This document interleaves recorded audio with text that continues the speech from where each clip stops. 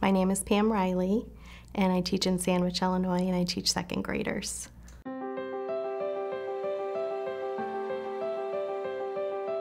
I love the connections that I have with my students and knowing that I can make a difference for them.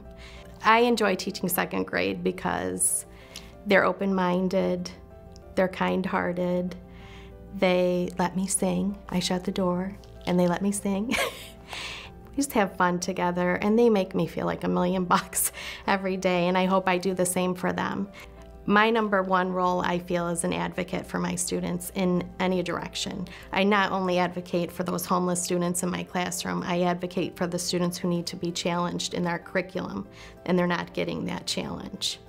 So I look at each child individually, and what do they need from me to be successful in my classroom and outside of the classroom when they leave my door. In Illinois, we used to have 200+ state standards. So when I was planning previous, I had a binder next to my plan book. And there was no regulation as to what standards I'm teaching when, how often was I hitting them. I wasn't quite sure. So I think the Common Core gives me direction. It tells me what my destination is, what my second graders need to know before they walk into that third grade classroom. You know, just next to my desk, I have a list of those Common Core state standards up on my board, in my lesson plan book next to them, and making sure that I'm hitting all of those standards.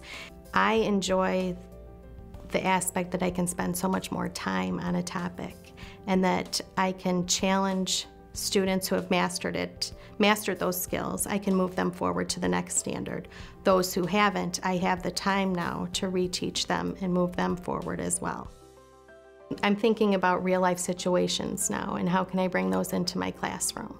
So I've been teaching a chick lesson. We would dissect eggs, and that's, you know, a real-life situation, looking at that egg. And I thought, this is perfect. This is what Common Core is about. It's about having these real-life situations brought to the classroom.